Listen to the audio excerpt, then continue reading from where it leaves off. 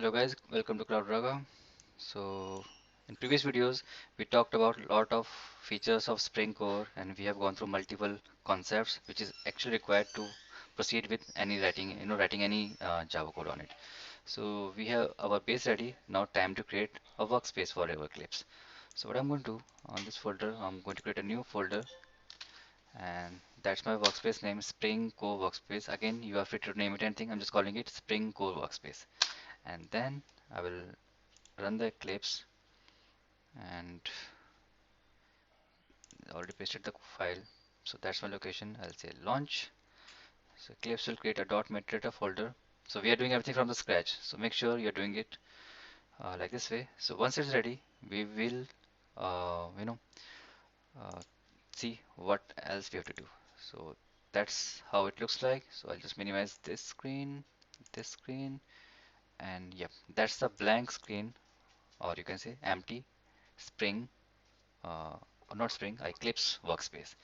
So time to create a new project, but how to create a new project? So we are going to use a maven project. So how to create maven project? If you don't know, so you can refer my previous hybrid session. There I have explained in detail how to create maven project. So that's one thing. So let's do this. So file, new, and I'll go for maven project. Then it will give you a pop-up where you have to actually pick or fill multiple spaces. So just keep it empty like this way. Then next, and here Eclipse will give you a list of archetype. If you're doing it first time like I'm doing right now, so it will take some time. It will retrieve all the list, and once it's done, so you have to search for the specific type what we're looking for. So let me write like Apache dot maven.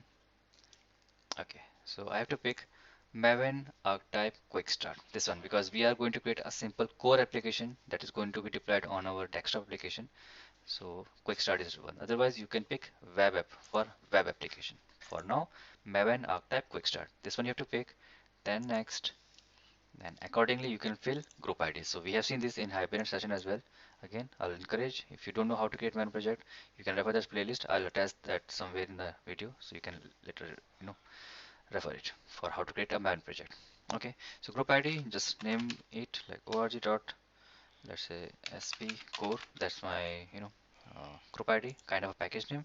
And here I'll just call it spring core app. That's my project name, and click finish.